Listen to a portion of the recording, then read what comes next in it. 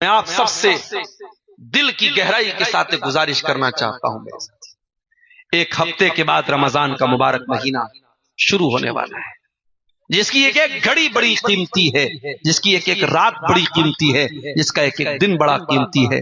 अल्लाह के वास्ते मेरे भाइयों, हो सके तो रमजान में अपने सोशल मीडिया अकाउंट को वक्ती तौर पे बंद कर दो या उसको विराम दे दो, उसको छोड़ दो। एक महीना ये नेकियों की सेल लगने वाली है, ये नेकियों का फेस्टिवल आने वाला है, ये नेकियों का मौसम आने वाला है। कम से कम उस मुबारक महीने के दिन और रात रील्स में बर्बाद मत करना मेरे साथियों। ये रील्स हकीकत में वही लग़्व है जिसका कुरान में अल्लाह तज़किरा कर रहा है, वल्लज़ीना हुम अनिल लग़्वि मुरिज़ून।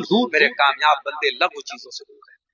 कामयाब है वो लोग जो लग़्व चीजों से, बेकार चीजों से, बेफायदा चीजों से दूर रहते हैं। आज के दौर में कोई पूछे लग़्व किसको बोलते हैं, मैं एक लफ्ज में कहूंगा मोबाइल को। मोबाइल बहुत इस काम की चीज है, लेकिन आज हम उसका इस्तेमाल कितना काम के लिए कर रहे हैं जरा आप गौर कीजिए। 24 घंटे में कितनी देर तक ये मोबाइल पर बैठ करके जो हमारा नौजवान रील्स देख रहा है, इंस्टाग्राम की और स्नैपचैट की और यूट्यूब की, इन रील्स में क्या है मेरे साथ। मैं तो कभी कभी कहता हूं समाज को नंगी फिल्मों ने उतना खराब नहीं किया है जितना इन रील्स ने खराब। समाज में वल्गैरिटी, बेहयाई और बदतमीजी को फैलाने में इन रील्स ने बहुत बड़ा किरदार अदा किया है। कामयाब वो नहीं जो सिर्फ हराम चीज से बचता हो, कामयाब तो वो है जो लग़्व चीजों से, ऐसी चीजों से जिसमें कोई फायदा ना हो, उससे भी दूर रहता है। आप रास्ता चल रहे हैं, कोई बारात जा रही है, डीजे बज रहा है, औरतें नाच रही हैं, लड़कियां नाच रही हैं। अब आपका फर्ज क्या है, आप दो काम में से कोई एक काम कर सकते हैं। या तो खड़े होकर आप बैठ करके वहां पे नाच गाना देखना शुरू कर दें, और दूसरा रास्ता ये वइज़ा मर्रू बिल्लग़्वि मर्रू किरामा। मेरे कामयाब बंदे वो हैं जो लग़्व चीजों के पास से गुजरते हैं तो शराफत से गुजर जाते हैं। ये दुनिया ऐसी ही रहेगी मेरे साथ। इस दुनिया में सब लोग मुत्तकी नहीं बन जाएंगे, सब दीनदार नहीं बन जाएंगे। यहां जानियों के बीच में, यहां शराबियों के बीच में, यहां सुअर खाने वालों के बीच में, यहां हराम खाने वालों के बीच में आपको जिंदगी गुजारना है और अपने दामन को गुनाहों से बचाना है। यही तकवा है मेरे प्यारे साथियों। वल्लज़ीना हुम अनिल लग़्वि मुरिज़ून। कामयाब है अल्लाह के वो बंदे जो लग़्व चीजों से दूर रहते हैं। आज हमारा नौजवान बेचारा फैशन के पीछे दीवाना है।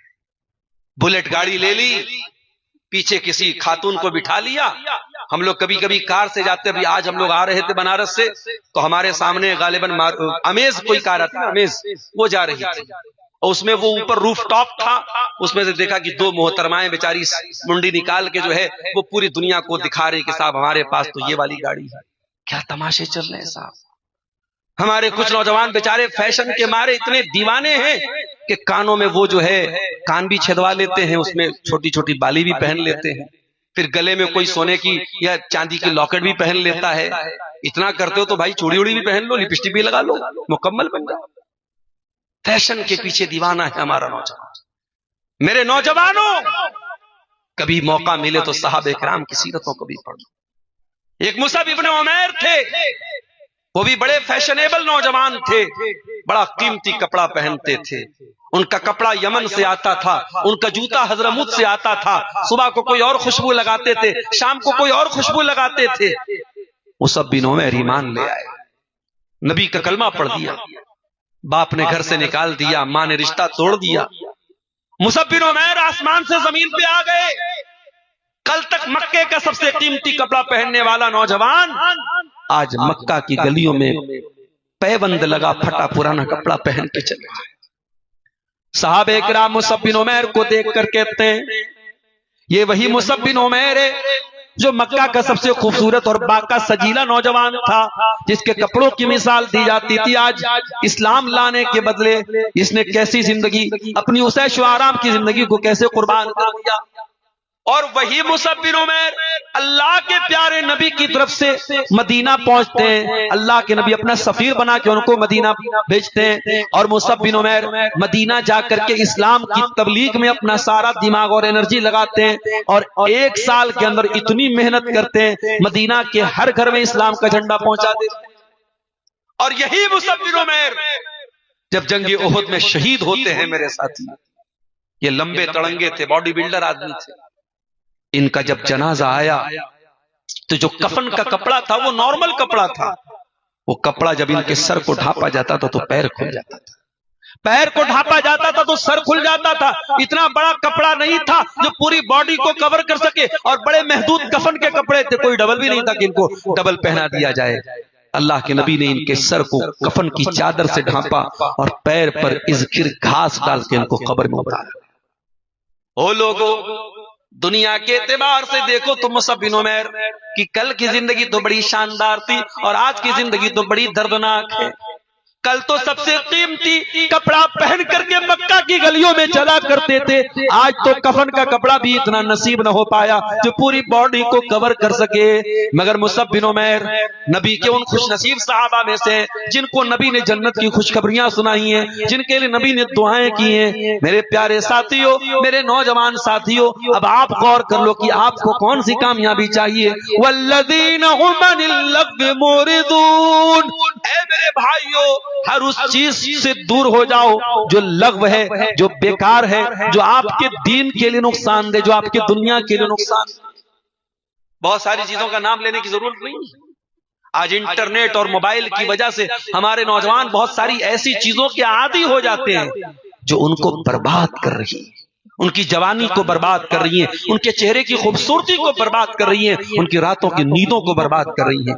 मत करो मेरे नौजवान, उन गंदगियों को छोड़ दो, उन नापाकियों को छोड़ दो, उन हरकतों को छोड़ दो और वल्लज़ीना हुम अनिल लग़्व मुरिज़ून में शामिल हो जाओ कि कामयाब है वो बंदे जो लग़्व चीजों से एराज़। आजकल एक नई और बला चली है, हर चीज को सोशल मीडिया पे डालना। स्नैपचैट पर मैं बाज नौजवानों को देखता हूं, रात में 2 बजे निकले चाय पीने के लिए और चाय के कप के साथ फोटो डाल रहे हैं, साहब मैं 2 बजे रात में नौगढ़ में चाय पी रहा हूं, मैं बासी में चाय पी रहा हूं। अल्लाह के वास्ते तू पी, सारे जमाने को तू दिखा रहा है। ये स्नैपचैट का बिला वजह इस्तेमाल, ये हर चीज को स्टेटस पे लगाने का जो खुमार है औरतों के अंदर भी। शौहर ने नया कपड़ा दे दिया, पहन करके फोटो खींचा करके स्टेटस लगा दिया और माशाअल्लाह बड़ी तकवा वाली थी तो चेहरा नहीं दिखाया, चेहरे पर बड़ा सा स्टार बना दिया, इमोजी बना दिया ताकि पर्दे का भरम भी कायम रह जाए और दुनिया को पता लग जाए कि इनके हस्बैंड इनको बहुत मानते हैं, इनके हस्बैंड ने इनको नया फ्रॉक दिलाया। ये हर चीज शेयर करने की नहीं होती है मेरे साथ। कुछ प्राइवेसी भी रखिए, कुछ चीजों को अपने घर तक महदूद रखिए, सोशल मीडिया में मत डालिए, लघु चीजों से परहेज कीजिए। और आगे बढ़िए, चौथी चीज वल्लज़ीना हुम लिज़्ज़काति फ़ाइलून, और कामयाब है वो बंदे जो ज़कात अदा करते हैं। ज़कात क्या है मेरे साथ? अब यहां अल्लाह ने ज़कात का लफ्ज़ इस्तेमाल किया। ज़कात का 2 माना उलमा ने बताया है। एक ज़कात का माना होता है अपने आप को पाक करना, अपने अंदर की गंदगियों को पाक करना, अपना तज़किया करना, उसको भी अरबी में ज़कात। मेरे प्यारे साथियों, चेहरे पर तो आज बड़ी मेहनत हो रही है, शरीर पर तो बड़ी मेहनत हो रही है, दिल पर आज कोई मेहनत नहीं हो रही है, जबकि अल्लाह ताला दिल को ही देखता है। अल्लाह के नबी अपने सीने की तरफ इशारा करके फरमाते हैं अत्तक़वा हाहुना, अत्तक़वा हाहुना। मेरे सहाबा, तक़वा यहां पर है, दिल में तक़वा है। और अल्लाह के नबी एक दूसरी हदीस में कहते हैं इन्नल्लाह ला यंज़ुरु इला सुवरिकुम व अजसामिकुम वलाकिन यंज़ुरु इला कुलूबिकुम व अमालिकुम। अल्लाह ताला तुम्हारे चेहरों को नहीं देखता, अल्लाह तुम्हारे जिस्मों को नहीं देखता, अल्लाह तुम्हारे दिलों को देखता, अल्लाह तुम्हारे अमलों को देखता है। दिल को पाक करो मेरे भाई, तज़किया करो दिल का। दिल से दुनिया की नाजायज मोहब्बत निकालो, दिल से खुदगर्जी निकालो, दिल से लालच निकालो, दिल से कीना निकालो। मुस्कुरा के मिलते हो और पीठ पीछे गालियां देते हो, सामने से मुस्कुरा के मिलते हो और दिल में कीना छुपा के फिरते हो। ये कीना लेके कहां जाओगे मेरे साथी? ये कीना लेके नहीं जा सकते जन्नत में। जन्नत में जाना है तो दिल को कीने से पाक करना पड़ेगा। इसीलिए इब्राहिम खलीलुल्लाह अल्लाह की बारगाह में दुआ करते हैं, वला तुखज़िनी यौम युबअतून यौम ला यनफ़उ मालुन वला बनून इल्ला मन अतल्लाह बिक़ल्बिन सलीम। ऐ अल्लाह, मुझे कयामत के दिन तू रुसवा न करना, मुझे कयामत के दिन तू जलील न करना, जिस दिन न माल काम आएगा न औलाद काम आएगी। कयामत के दिन वही कामयाब होगा जो साफ सुथरा दिल लेकर के आएगा। दिल को पाक करो मेरे साथी। तो ज़कात का एक मतलब तो यह है कि दिल को पाक किया जाए, और ज़कात का दूसरा मतलब क्या है? अपने माल की ज़कात निकाली जाए। अगर आपके पास इतना माल है जिस पर ज़कात फर्ज होती है, अगर आपके पास 85 ग्राम सोना है, आपके पास 595 ग्राम चांदी है, आपके पास इतनी दौलत है जिस पर ज़कात फर्ज होती है, ज़कात देना है, ज़कात में टाल मटोल न कीजिए मेरे साथ। वल्लज़ीन यक्निज़ून अज़्ज़हब वल-फ़िद्दा वला युनफ़िक़ूनहा फ़ी सबीलिल्लाह वबश्शिरहुम बिअज़ाबिन अलीम। जो लोग सोना चांदी इकट्ठा करते हैं और उसकी ज़कात नहीं निकालते, ऐ नबी आप उनको दर्दनाक अज़ाब की बशारत सुना दीजिए। यौमा फबश्शिरहुम बिअज़ाबिन अलीम यौम युहमा अलैहा फी नारी जहन्नम फतुक्वा बिहा जिबाहुम व जुनूबुहुम व ज़ुहूरुहुम। कयामत के दिन उनके सोने चांदी को जहन्नम की आग में तपाया जाएगा और उससे उनकी पेशानी को दागा जाएगा, उनके पहलू को दागा जाएगा, उनकी पीठ को दागा जाएगा और कहा जाएगा हादा मा कनज़्तुम लिअन्फुसिकुम फज़ूक़ू मा कुन्तुम तकनिज़ून। ज़कात अदा करो मेरे साथी। या आज हिंदुस्तान के मुख्तलिफ मदारिस जिनमें आपका ये इदारा भी शामिल, ये इदारे आपकी ज़कात की रकमों से चलते हैं, ये आपके सदक़ात व अतियात से चलते हैं। और आज सिद्धार्थनगर की सरजमीन पर बड़ी जिम्मेदारी के साथ एक बात कहता हूं, अगर आज हमने इन इदारों का दर्द अपने दिल में महसूस नहीं किया, इन इदारों की खबरगिरी नहीं की, इन इदारों की जरूरियात को पूरा नहीं किया, तो हम अच्छी तरीके से जानते हैं कि दुश्मनों के मंसूबे क्या हैं, दुश्मनों के मंसूबे क्या हैं और किस तरीके से इन इदारों को चोट पहुंचाने की कोशिशें की जा रही हैं। आप बहुत समझदार लोग हैं, बहुत सारी चीजों को आप समझते हैं और आप महसूस करते हैं कि हालात किस रुख पर जा रहे हैं मेरे साथी। इसलिए अपने माल की सही ज़कात निकालें, ज़कात में चोरी न कीजिए। और ज़कात के बारे में कभी दिल में यह मत लाइए ये तो टैक्स है। कुछ लोगों की जबान से सुना कि साहब हम तो गवर्नमेंट ऑफ इंडिया को इनकम टैक्स देते हैं, हम तो जीएसटी देते हैं, तो हम ज़कात क्यों दें? ज़कात कोई टैक्स नहीं है मेरे साथ। ज़कात आपके माल में अल्लाह ताला ने फर्ज किया है और ये ज़कात आपके मैल कुचैल को पाक करती है। खुज़ मिन अम्वालिहिम सदक़तन तुतहिरुहुम व तुज़क्कीहिम बिहा व सल्लि अलैहिम। ऐ नबी आप लोगों के माल में से ज़कात ले लीजिए, वसूल कर लीजिए, ये ज़कात उनके माल को पाक करेगी। ज़कात के सिलसिले में बड़ी लापरवाहियां हमारे यहाँ चल। आजकल एक चीज मैं देख रहा हूं, जमीन खरीदी किसी ने और जमीन इस मकसद के साथ खरीदी कि जमीन का रेट बढ़ेगा तो बेच दे। मिसाल के तौर पे ये कटाया का इलाका है, यहां से नौगढ़ करीब है, यहां से आपका मादिया बाजार करीब है, आपने मेन रोड पे लबे रोड आपने कोई जमीन खरीद ली और आपकी नीयत क्या है, आज ये जमीन 10 लाख की है, कल 20 लाख की होगी तो हम बेच देंगे, और आप उसकी ज़कात नहीं देते। क्यों नहीं देते भाई? अगर आपने जमीन को बेचने की नीयत से खरीदा है तो आपका बिजनेस एसेट है, आपका माल तिजारत है और उस पर ज़कात हर साल की करंट वैल्यू के हिसाब से आप। हाँ, अगर आपने जमीन लिया है मकान बनाने के लिए, बच्चों का मकान बनाने के लिए, वो अलग मसला है, लेकिन अगर आपने बेचने की नीयत से लिया है तो वो माल तिजारत, उसकी ज़कात देना। कुछ लोगों को मैंने देखा, किसी को कर्जा दे दिया उन्होंने, अब सामने वाला कर्जा वापस देने के लायक नहीं, गरीब हो गया, परेशान हो गया, तो लोग क्या करते हैं, उसको अपनी ज़कात में से माइनस कर लेते हैं। ये भी गलत तरीका है। कर्जा दे करके ज़कात में से माइनस नहीं कर सकते आप। हाँ, अगर आपने किसी को कर्जा दिया है और देने के टाइम आपने नियत कर ली कि ये आदमी बहुत गरीब है, अगर इसने लौटा दिया तो ठीक है, वरना मैं अपनी ज़कात में इसको माइनस कर लूंगा, तब आप करेंगे। आप किसी को कारोबारी कर्जा दें, नॉर्मल कर्जा दें और बाद में ज़कात में माइनस कर लें, ये ठीक नहीं है। बाद लोग इसलिए ज़कात नहीं देते, कहते साहब हम बड़े कर्जदार हैं। तो ये 5वीं चीज है मेरे साथियों, वल्लज़ीना हुम लिज़्ज़काति फ़ाइलून। अल्लाह के कामयाब बंदे वो हैं जो ज़कात अदा करते।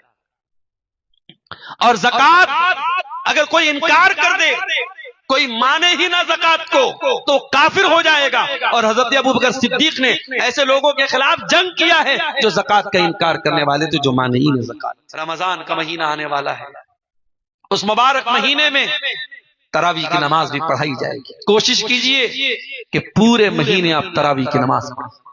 और ये बात याद रखिए, आम दिनों में तो तहज्जुद की नमाज आप अकेले पढ़ें वो ज्यादा अफजल है, मगर रमजान में तरावी की नमाज इमाम के साथ पढ़ना ज्यादा अफजल है। पूरी रात आपको क़याम करने का सवाब इंशाअल्लाह मिलेगा।